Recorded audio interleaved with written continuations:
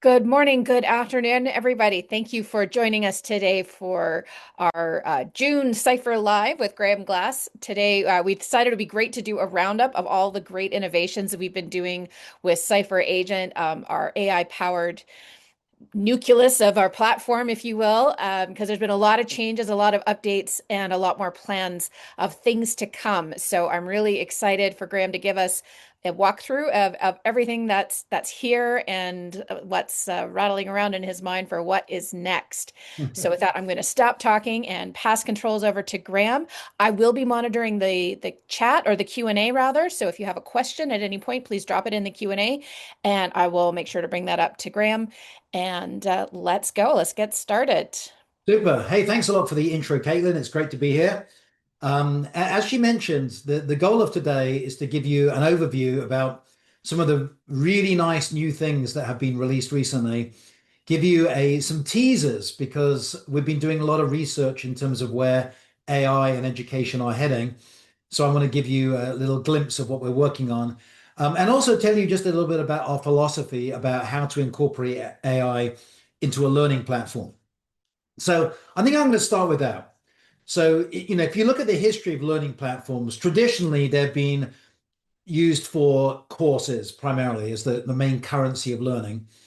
And within courses, there'd be compliance courses that everybody knows you have to, click through and check the boxes every now and again. And then more domain specific courses, courses that are unique to your company. And the general idea is that if employees wanted to learn a new thing, they would be invited to select a course from what some people call your jukebox of courses.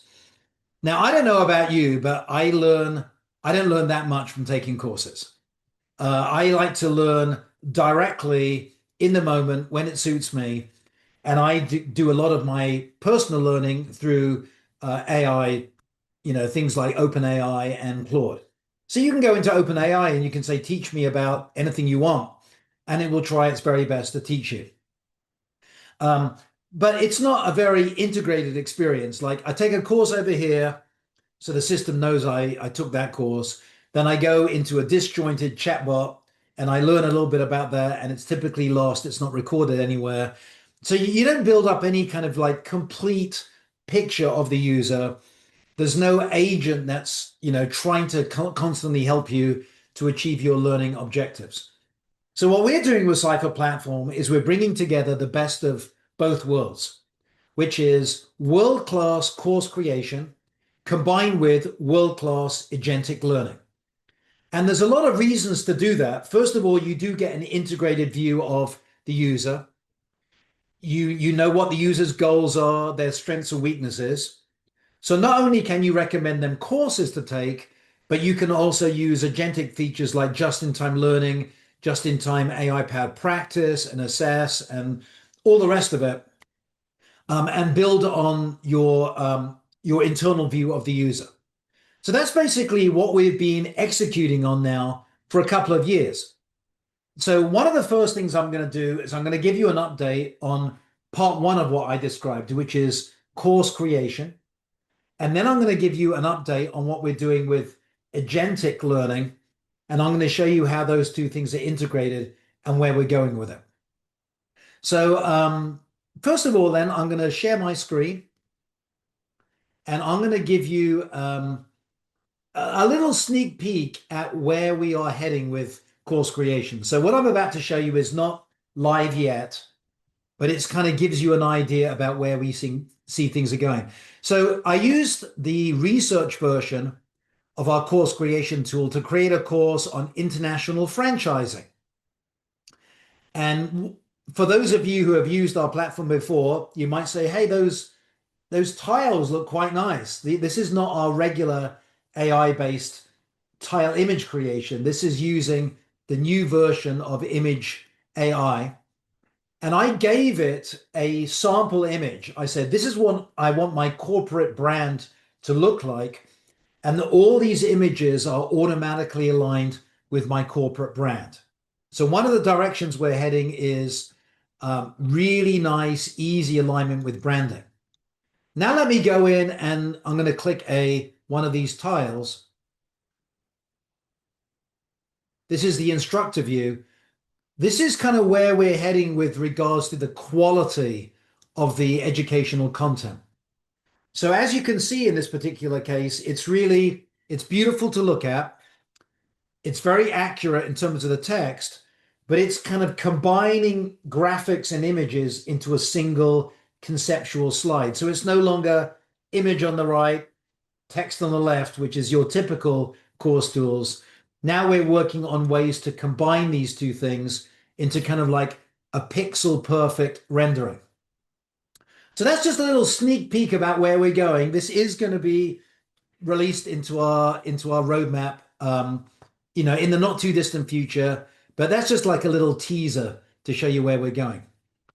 Now, what I want to do is I want to talk about how a bunch of the new features that have been released that I think you're going to really like, especially if you're kind of an L&D oriented course developer. So I'm going to show you the new version of course creation, which has only been out for a couple of weeks, just to give you a sense of what we've done there. So I'm going to say I want to build a course, and this course is going to be, how to build an international franchise again. And I'm going to get assistance from the agent. And now what I'm going to do here, I'm going to give it a few additional things. Oh, hang on a sec. I beg your pardon. I'm going to actually switch to a different site for this demo. Here we go. Start again.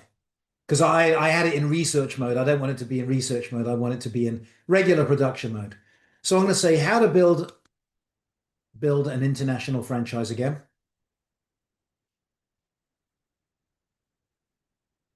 Here we go. And when this thing slides out, this is a CYPHER agent getting a bit more information from you. I'm going to say this is targeting, I want it to be in a casual writing style. It's targeting professionals. I'm going to have it in English. You can target one of 50 languages. And I'm going to do something called step by step, which allows me to steer the course creation process as it goes. And I think you're really going to enjoy this particular feature. I want AI for the image tiles, photographic style. I can go micro learning or not. Maybe I'll go micro learning for this. And then I can also decide, hey, I want it to base on my existing data. So we've got an underlying agent knowledge base where you can share PDFs, videos, PowerPoints, anything that you want. And then you can build the courses aligned specifically to your proprietary content. So that's a basic feature now of CYPHER platform is the agent knowledge base.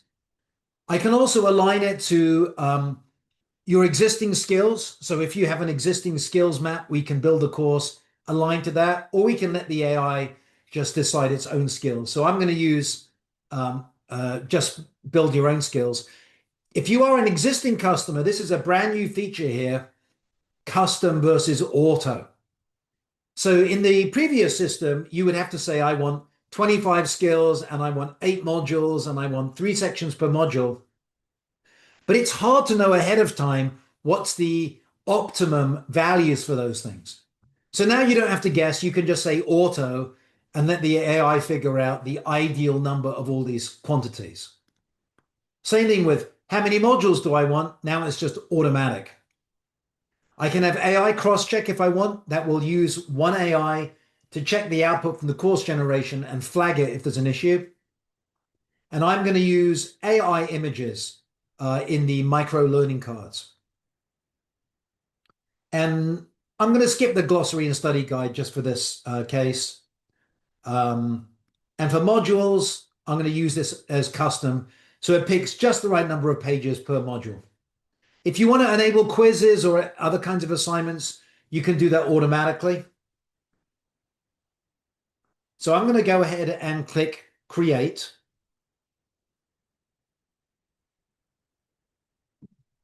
And our AI system is incredibly cost effective.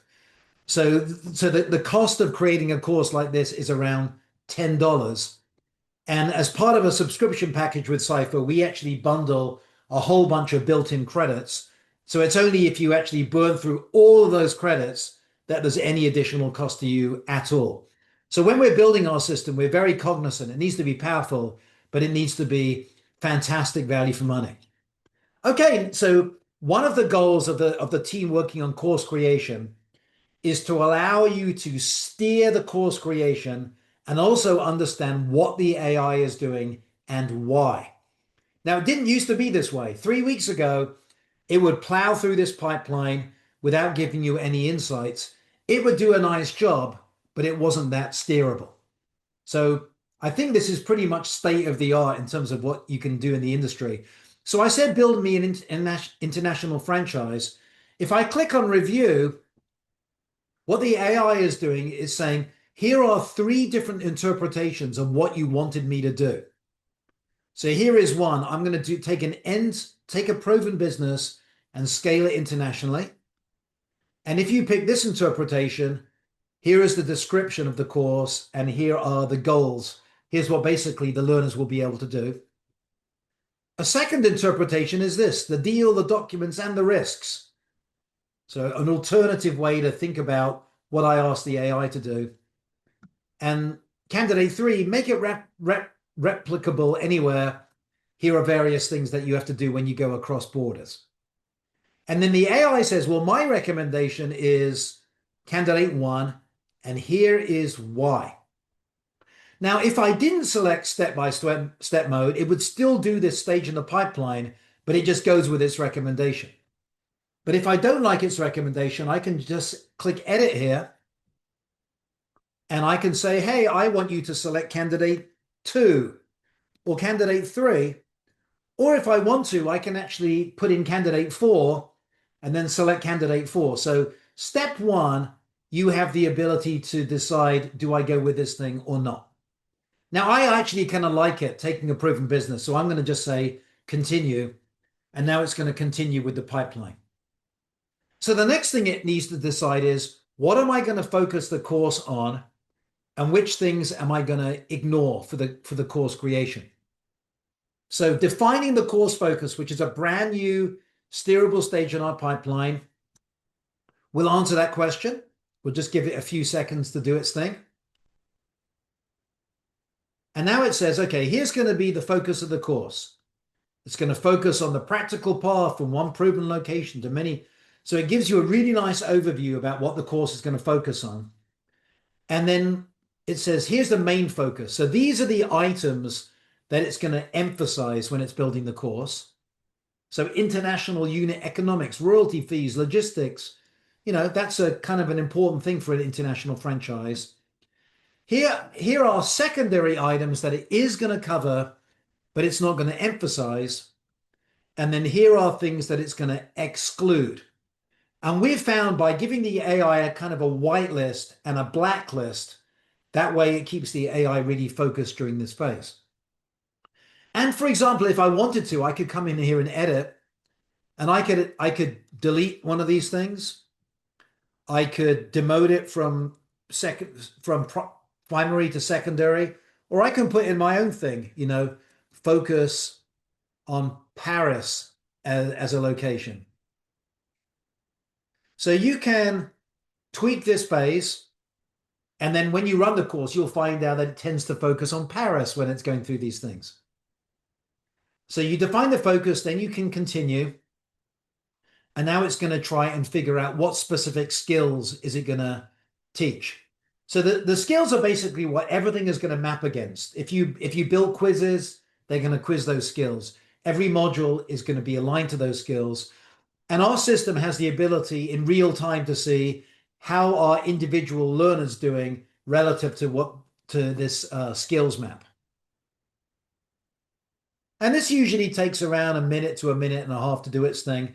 And because I selected auto, it's going to look at everything that I asked it to do and figure out what's a good number of skills where it's not bloated, but it's not too skinny either, like somewhere in between. And then we're almost at story arc, which is my absolute favorite. I think you're going to really enjoy the story arc stage of the pipeline. So it's getting close to being done with skills.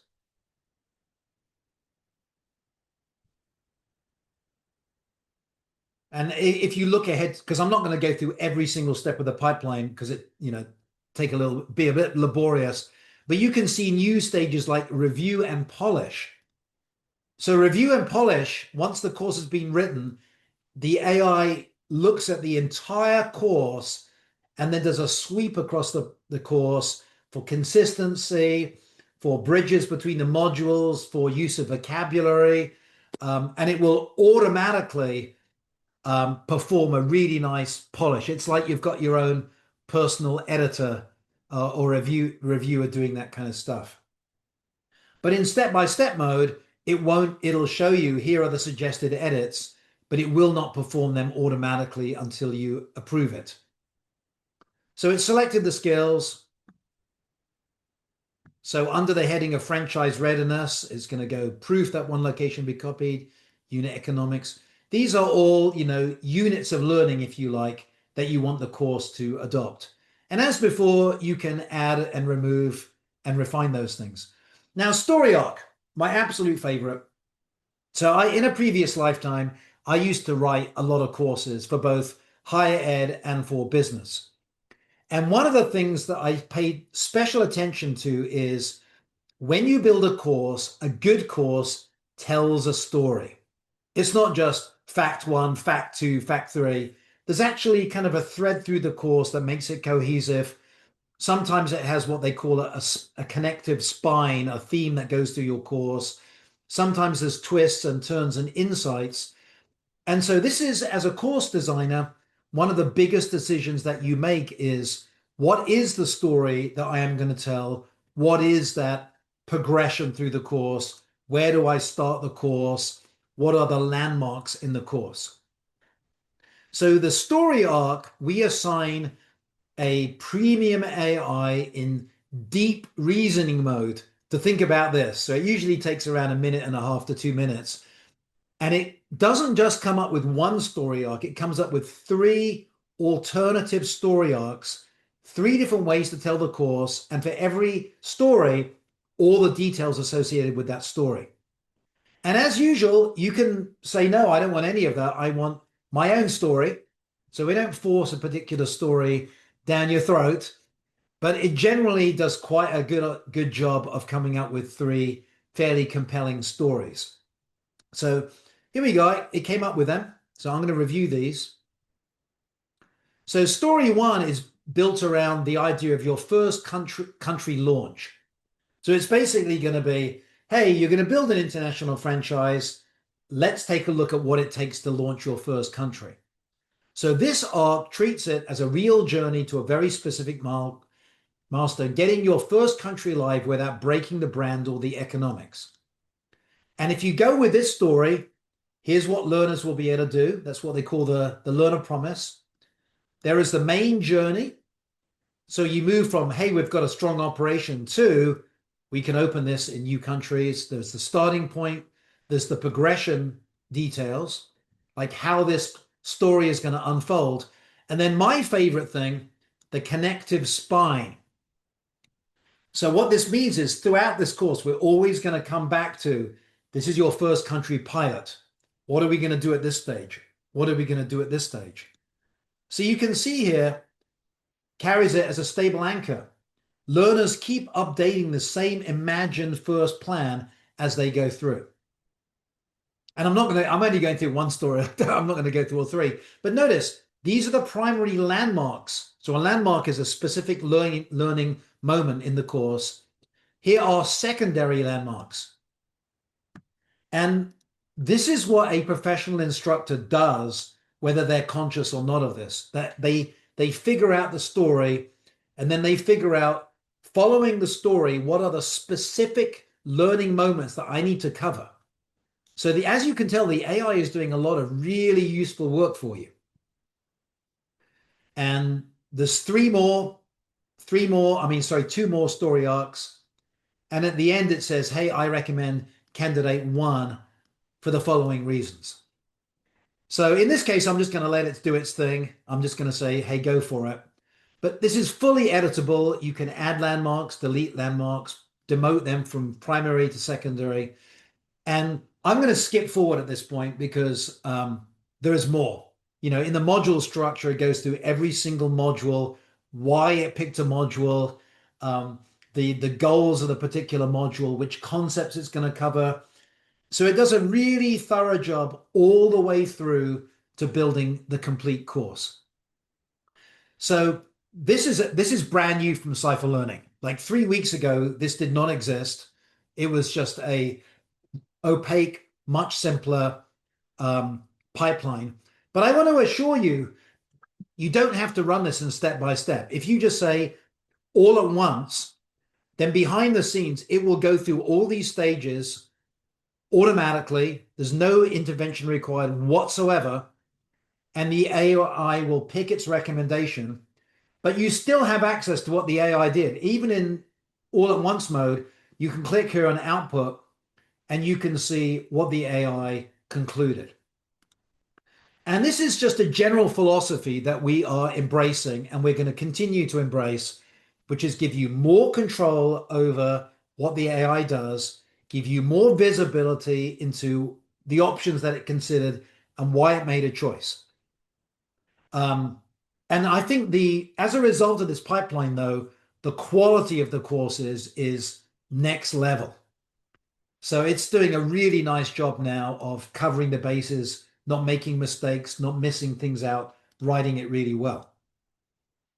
So this course is being built right now. I can go to, let me see if I have another course that's already been built here.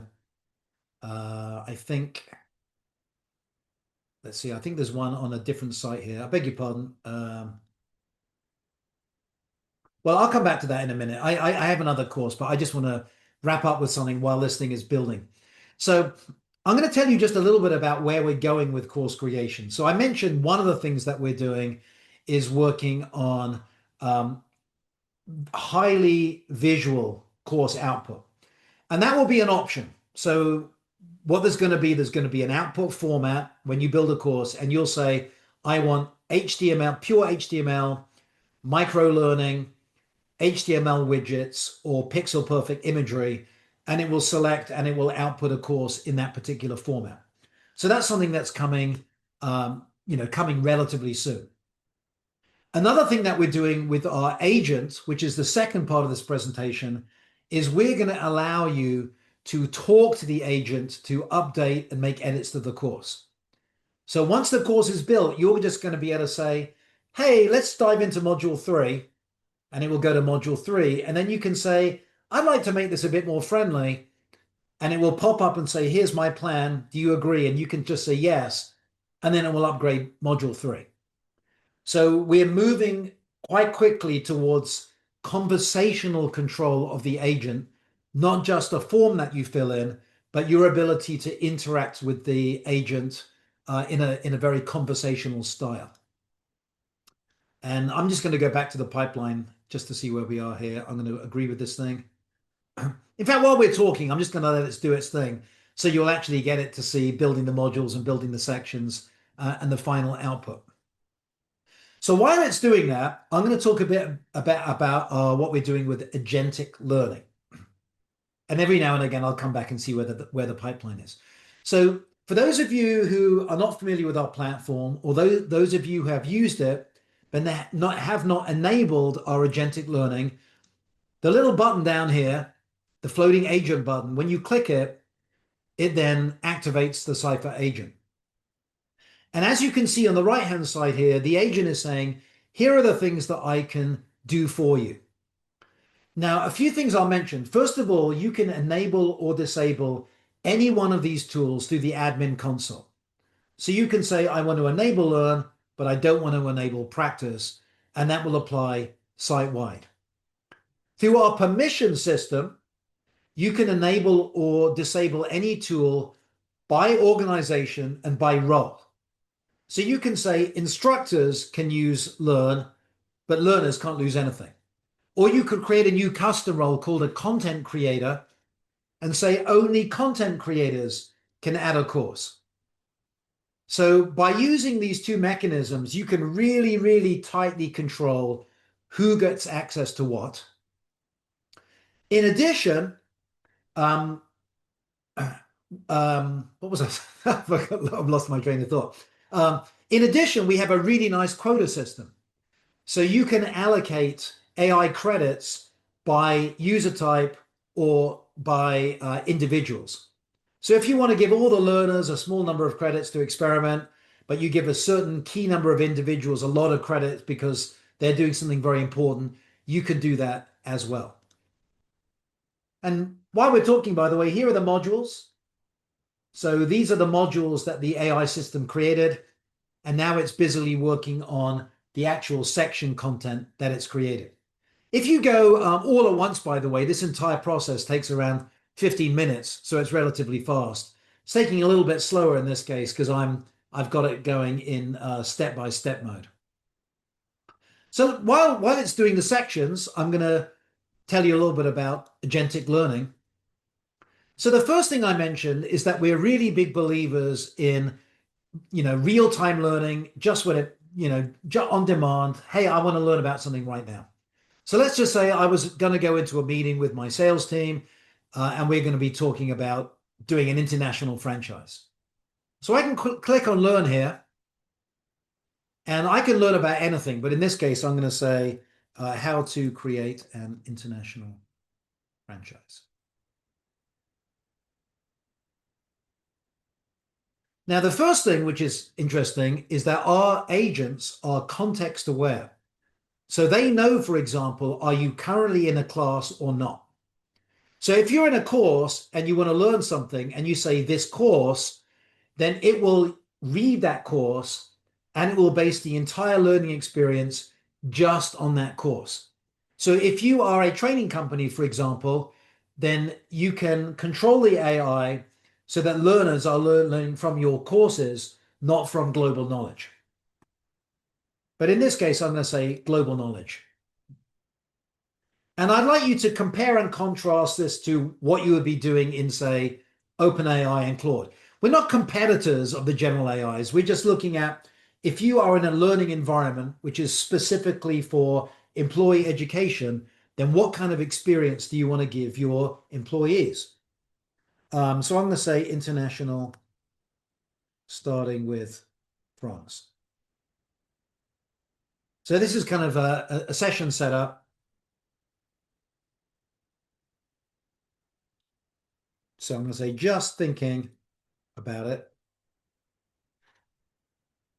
And then one more question it's going to ask me. What business? A restaurant. So at this point, it basically knows what I want to learn about. And that typically takes, 20 seconds or so. And now what it's going to do, it's going to say, okay, here are the specific concepts that I think you might be interested in learning about. So as educators, we're really big fans of starting off with at least a big picture, and then you can drill down to whatever you want, or you can go from start to finish. So in this case, it's saying, here are all the different things that I think you can cover. Does it look good? And I'm going to say it looks good. You can always tweak a little bit. So now what it's doing in real time is it's taking that concept map, it's taking what you want to learn, and it's going to create an interactive table of contents. It's going to find out if there's any related courses in your system and link to them, and then you're going to get started. So, once again, this probably took around 20 seconds to do. So now what it's got here's how you can get going. And notice that it knows that I'm interested in France first. So you'll notice that that restaurant brand diagram it came up with is targeted towards France, which is very nice. And as I mentioned, if you wanted to browse this thing like a book, you can always go next section and go step by step. But I can go, hey, what about royalty and marketing fees? That's something that I'm really attuned to. So you can click on this, and then it will drill down to that specific topic. So notice this is not a wall of text like a typical standalone AI. Because we're in the education business, we're thinking things through, like we want this to be structured and something that is a lot more pleasant to work with. And notice that we're using the AI to generate the content, which means that this content is being generated for you. Like it knows your strengths and your weaknesses and your hobbies and your job title, etc. So as it's writing this content, it's going to be completely personalized. And because I'm talking to an AI, I can say, give me one more example from Paris. And it's not just it's not a course, it's more like an interactive AI powered tutorial where you can chat with the agent and drill down if you want to. And if you're eagle-eyed, you'll notice that as it's generating the content, it's also doing automatic cross-check. So the general idea here is that we want this stuff to be verifiably accurate. So we use one premium AI for generating the content, and then in real time, we have another premium AI that will review this content just to make sure that it's accurate. Now, this is an interesting one. This actually says this is potentially inaccurate. But if you go over it, it's really using a dollar sign instead of the euro. So it's not a big deal. And this is once again is us being transparent. Like we're not trying to make out that AIs never make mistakes. In this case, the mistake was actually rather trivial. So as you go through this thing, you can be assured that this is high quality and it's being scrubbed. Now, the history of this thing is stored forever. So at any time I can come back and I can click on this thing and it will go back to exactly where I am. And everything that it learns about you, it stores so that the next time it uses this system, it knows a little bit more about you. Now, where are we in this thing here? Sorry. Where was that course we had? Status on it. This is funny. It's not giving me access to the details so far. Oh, I think I know what's going on here. Okay, I'm going to put this aside. I blocked my own access to step by step because I did another AI action. So sorry about that. So that's what we're doing with our agent is we're building more and more of these tasks that it can do. So learn anything in real time. We also recently released practice and assess. And the general objective of our agentic learning is to allow a full life cycle of upskilling. So understanding your strengths and weaknesses, understanding your career path, understanding your skills plan, and then allowing you to use an agent to drill into any of those aspects. So I'll give you another example. Let's just say that I want to practice my sales skills. So I'm going to say, what do you want to closing a SaaS deal? And this is a thing that a lot of people want to do. I want this based on global knowledge. So in this case, it's going to use a simulation-based environment to allow me to practice my existing skills. And at the end, it will give me a psychoanalysis of strengths and weaknesses, areas for improvement, and recommendations for next steps. So I'm going to say here, medium size business, no particular blocks. So you give it a little bit of information about what you want to focus on. What are you selling? I want to sell learning platforms, licenses. And you don't have to answer every question. You just give it the general direction. And to end.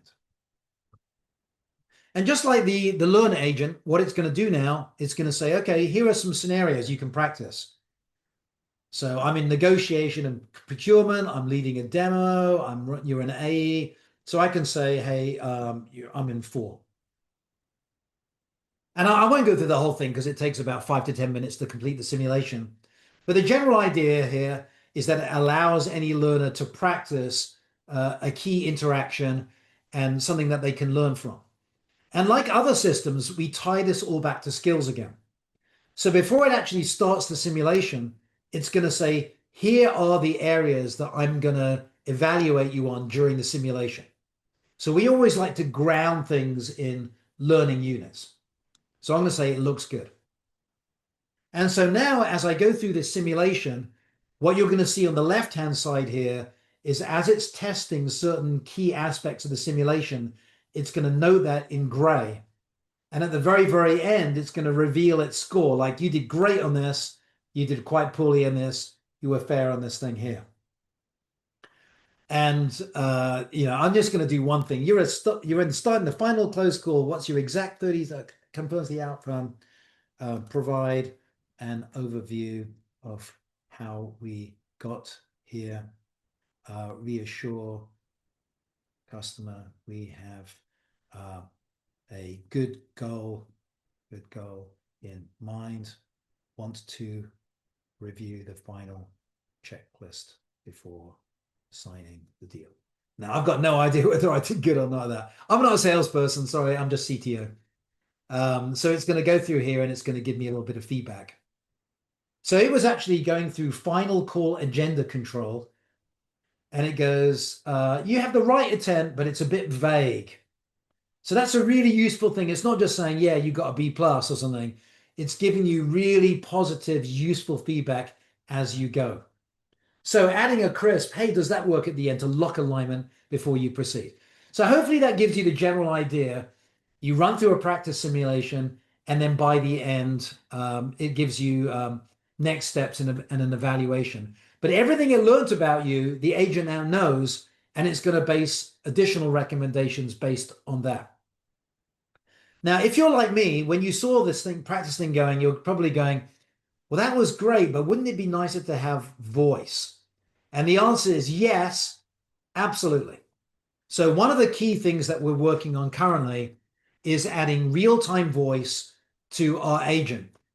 And unlike some vendors where they've pieced together different solutions by licensing technology from different vendors and like putting it together in kind of a Frankenstein approach, we have a single agent architecture. Everything that I've showed you so far, we've built ourselves. So when we add real-time voice, what it means is every single thing that you do with our AI will be voice enabled. It won't be, oh, this thing you can use voice, this thing you can't. It's going to be a major mode of interaction with our AI agent. So that is one thing that we're working on already. Another thing that we're working on is we're calling it the master agent. So right now, when you use our agent, you click the button and it says, here are the things that I can do for you. The next generation of our agent UI, when you click that button, it's going to pop up, hi, I'm your friendly learning agent. What would you like me to do? And you can just talk to it. You can say, I want to learn something. I want to practice something. I want to come up with a career plan. I want to come up with, a 90-day plan of upskilling in this area. And it will suggest various tools that it can use to get you there. So there'll be one single pane of glass, if you like, will be the way that you interact with our agent. Another thing, and I'm going to bring up one of my example courses to talk about this thing here. I'm going to go through a few things here. I'm trying to find, oh, here we go. I clicked on the wrong one. Here we go.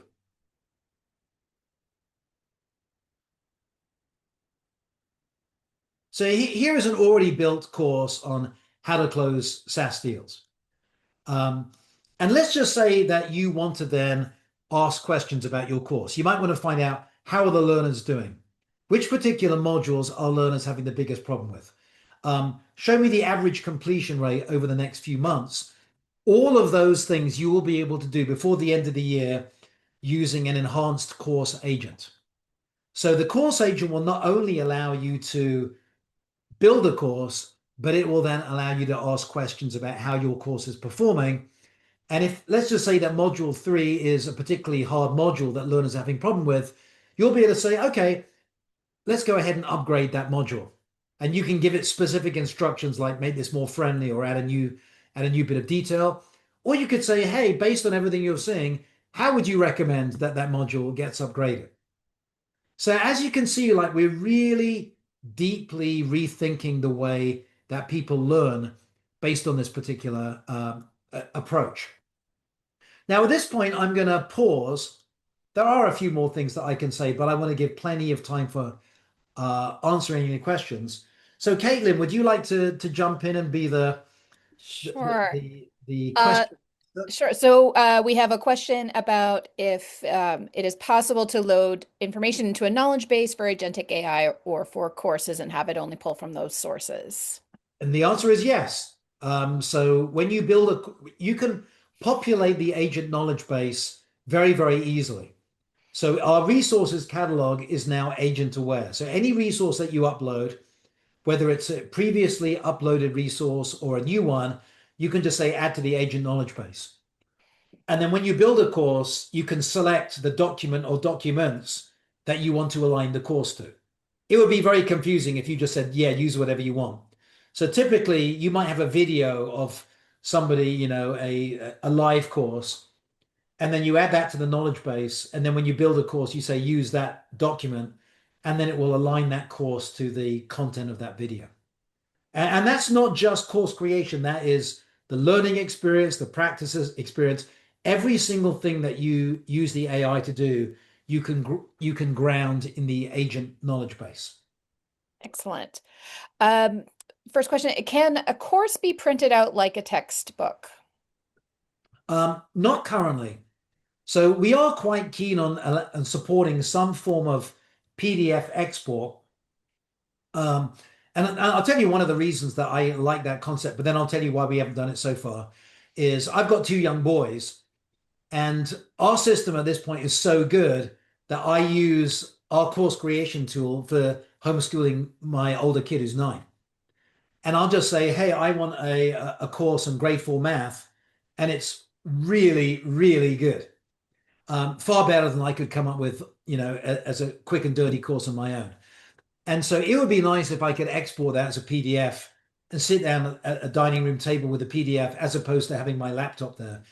The main reason we haven't done that is a lot of courses have SCORM, have videos, have embedded PDFs, have like a tremendous amount of auxiliary material that doesn't really render to a PDF. So we are considering adding a PDF export, but that PDF export will be somewhat limited to the HTML that you can see. So a lot of our customers, it would not be useful because, hey, a lot of my SCORM, my courses are SCORM. You can't really create, it's very difficult to create a PDF of a SCORM. But yeah, we are certainly considering it strongly. Okay. We have a question about the learner agent. You were showing it on a full screen, and they were asking about what the learner agent experience is like on mobile device. So it's really nice. With our UI team, carefully considers mobile devices as one of the outputs. So if you try this in a small device, you'll still get the pop-up, which is scrollable. You can still click learn. It'll come in a smaller window. But you're right there. There are some limitations of a really small device. That's one of the reasons I'm looking forward to getting the new foldable iPhone because they're getting closer in form factor to tablets. So yeah, we always try our best, but every now and again you are going to hit a limitation of what you can easily do inside a responsive device. Sure. Debbie asks if we have any. So I will mention one thing. That's one of the reasons why we're adding voice, by the way. Mm, So, I don't know about you guys, but I use AI all the time from my phone, but I almost never type it in. I almost always use voice. So if you're using ChatGPT, I say, hey, AI, help me to understand XYZ. So our general philosophy is by adding voice, we're going to allow people are going to start using voice more than text, especially in mobile devices. yeah. Yeah. And then our last question, so this is your chance to add any more questions if you have them to the chat. Debbie asks if we have plans to develop a grading bot. Well, we've actually thought about it a lot because we do have quite a few higher ed customers. Um, I have two feelings about grade. Number one, the world is becoming more and more AI oriented already. And I don't know about you, but like if I get an email and it's from an I just don't like it. It's obviously from an AI and it just kind of turns me off. It's like I'm not getting the human touch. So one valid question is if students start detecting that they are being graded by an AI, does that completely turn them off?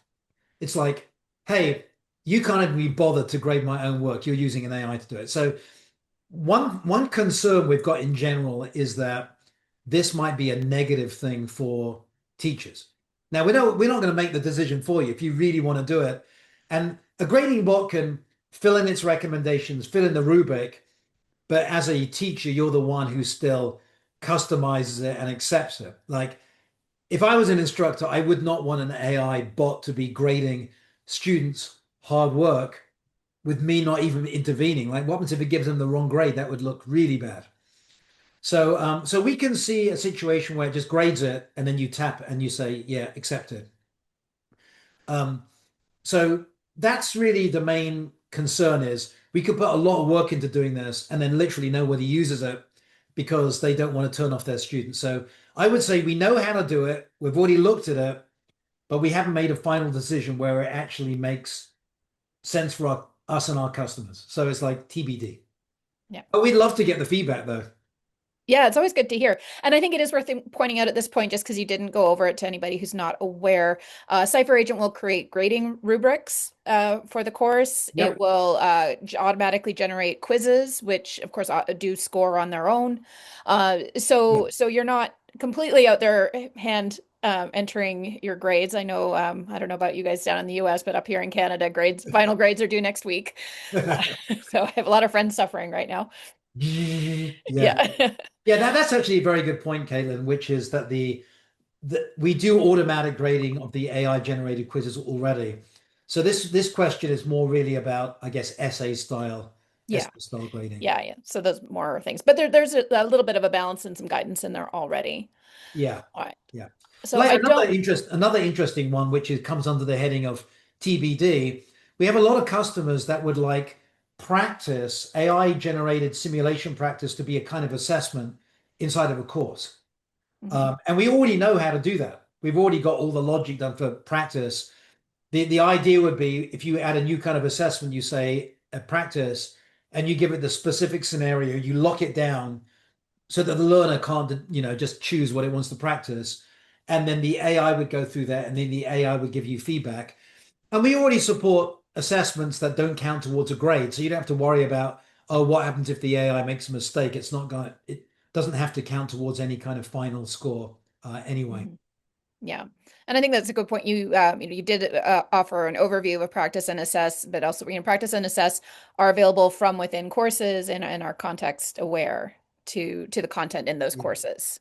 Yeah. I will mention another thing that we're already working on. So this is, in the works, definitely coming out, which is multi-language support for courses. So this has been a often requested feature. The idea is that you build a course, and this feature doesn't require you to build a course by AI. Maybe you just built it manually, maybe you built it by AI, and you built it in your primary language. In my case, it's English because I don't really know any other languages. I know French a petit peu, but not very well. And so what we're adding is the ability that once you've created a course, you can say add secondary languages and you can pick as many as you want. I want Spanish and German or Austrian, whatever languages you want. And the AI will automatically take your source of truth, which is your primary language, and create translational overlays over the course. So if you're German and you come into a course that was authored in English, but has German as a secondary language, they will see the course in German.